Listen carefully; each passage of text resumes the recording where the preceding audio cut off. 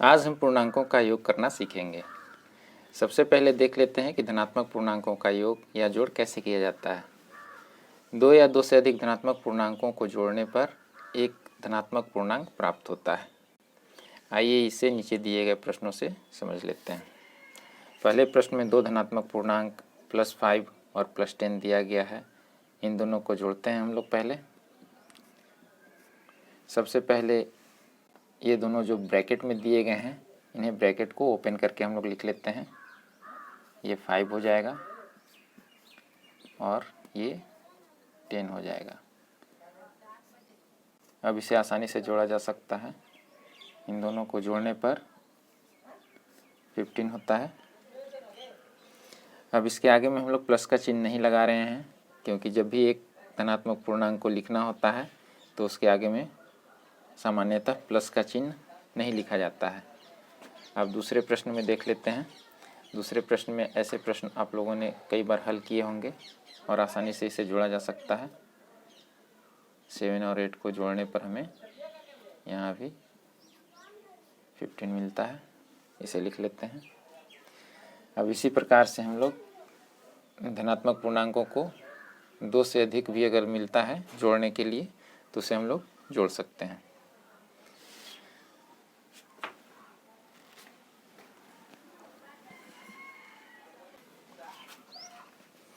अब आइए हम लोग ऋणात्मक पूर्णांकों का योग करना सीखते हैं। जब दो या दो से अधिक ऋणात्मक पूर्णांकों को जोड़ा जाता है तो एक ऋणात्मक पूर्णांक प्राप्त होता है। नीचे दिए गए प्रश्नों से इसे समझ लेते हैं। पहले प्रश्न में -3 और -10 दो ऋणात्मक पूर्णांक दिए गए हैं। अब इन्हें जोड़ लेते हैं। सबसे पहले हम इन दोनों अंकों को जोड़ लेंगे। 3 और 10 को हमें 13 मिलता है यहाँ। अब दोनों ऋणात्मक पूर्णांक है, इसलिए इसके आगे में हम लोग माइनस का चिन्ह लगा लेंगे। उसी प्रकार से इस प्रश्न को देखते हैं। यहाँ पे ब्रैकेट का चिन्ह दिया गया था, यहाँ पे ब्रैकेट का चिन्ह नहीं दिया गया है, लेकिन इसके बावजूद ये दोनों ऋणात्मक पूर्णांक है। यहाँ भी सबसे पहले हम लोग इन दोनों अंकों को पहले जोड़ेंगे। 7 और 8 को, यहाँ 15 हो जाता है और दोनों के आगे में माइनस का चिन्ह है, अर्थात दोनों ऋणात्मक पूर्णांक हैं, इसलिए यहाँ भी हम लोग माइनस का चिन्ह लगा लेते हैं। इसी प्रकार से दो से अधिक भी ऋणात्मक पूर्णांक अगर आपको जोड़ने के लिए दिए जाएं तो उसे भी हम लोग इसी प्रकार से बना सकते हैं।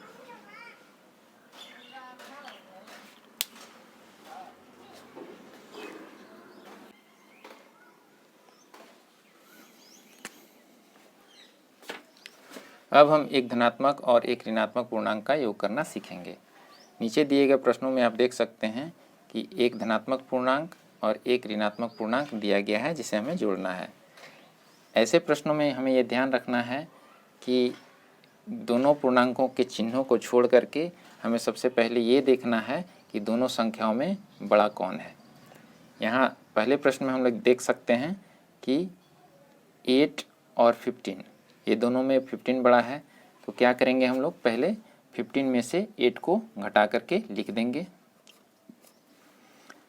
15 में से 8 को घटाने पे हमें 7 हम लिख लेंगे और उसके बाद हम लोगों ने 8 को 15 में से घटाया है तो 15 के आगे में कोई साइन यहाँ पे दिया हुआ नहीं है। इसका मतलब है कि इसके आगे में प्लस का चिन्ह छुपा हुआ है, तो यहाँ भी हम लोग प्लस का चिन्ह लिख सकते हैं। लेकिन हम लोग जानते हैं कि जब एक धनात्मक पूर्णांक को लिखा जाता है तो उसके आगे में हम लोग अक्सर प्लस का चिन्ह नहीं लिखते हैं। तो ये हमारा इसका जवाब हो गया। अब दूसरे प्रश्न में देख लेते हैं ठीक उसी प्रकार से कि यहाँ भी दोनों संख्याओं का तुलना करने पे 20 जो है 15 से बड़ा है, तो हम लोग क्या करेंगे, पहले 20 में से 15 को घटा लेंगे। इस प्रकार से हमें 5 मिलता है, यहाँ 5 लिख लीजिए। और इसके बाद क्योंकि हम लोगों ने 20 में से घटाया है 15 को और 20 के आगे में माइनस का चिन्ह है, तो माइनस का चिन्ह यहाँ हम लोग लिख देते हैं। इसी प्रकार से हम लोग दूसरे प्रश्नों का हल कर सकते हैं।